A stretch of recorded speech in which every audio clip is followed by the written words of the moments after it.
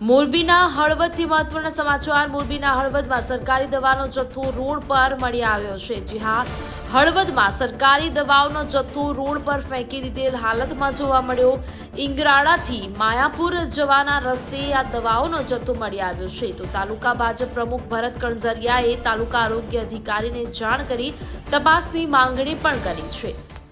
મારું નામ કણઝરિયા ભરતભાઈ દલવાડી અને હું આજે હળવદ તાલુકાના ભાજપ પ્રમુખ તરીકે હું આજે મારી જવાબદારી નિભાવું છું।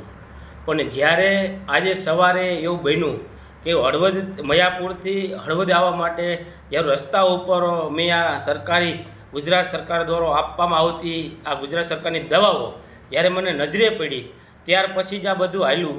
પણ મેં અમારા FHWને તુરંત મેં જાણ કરી કે ભાઈ બેન, આ રીવી દવાઈઓ મારું મળ્યાપુરની ઇંગોડા વચમાં પડી છે, તો આ દવાઈઓ કોને નાખી અને ક્યાં કારણે નાખી? એટલે મને FHWને બેને એવું કીધું મને કે આ દવા અમારી એક્સપાયર ડેટ થઈ ગયેલી હોય અને ફેંકી ગયું હોય એવું કદાચ બને। એટલે મેં શક જતાં મેં એ દવાની તપાસ કરી, તો તપાસ કરતાં એ દવા એક્સપાયર ડેટ ન હોવાની, કેમ કે દવાની અંદર ચોખ્ખું સ્પષ્ટ લખેલું હતું કે એક્સપાયર ડેટ 1/2027 લખેલું હતું। એટલે મેં બેનને પાછો ફોન કર્યો। મેં કીધું બેન, આ એક્સપાયર ડેટ નથી, આ કોઈ કારણસર દવા કાપી તૂટી અને પોળી નાખી દેવાની છે, એ માટે તમે આનો ઉપયોગ કરેલો છે। તો બેને મને એવું કીધું હતું મને કે અમારી દવા નથી, કોઈ પણ PHC સેન્ટરમાં હોય, ભલે ગમે તે PHC સેન્ટર હોય, પણ સરકાર ગુજરાત સરકારની તો દવા છે જ। એટલે મેં આ બધી જાણ કરી લીધી। પછી મેં આપણા તાલુકા હેલ્થ ઓફિસરને પણ ફોન કર્યો। મેં કીધું સર, કીધું ફોન એને મેં 4 વખત ફોન કર્યો, ઉપાડ્યો નહીં। પછી 1.5 કલાક પછી પાછો ફોન આવ્યો। એટલે મારી એ વાત થઈ, એટલે મેં સાહેબે વાત કરી, મને કે આની હું યોગ્ય તપાસ કરી અને હું તમને અડધી કલાકની અંદર જાણ કરું છું।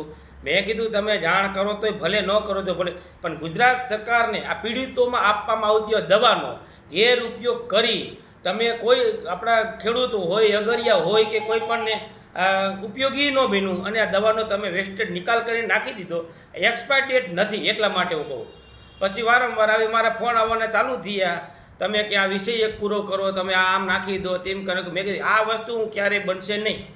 સરકાર દ્વારા આપતી હોય આ બધી રજૂઆતો આપણે સાંભળી હતી।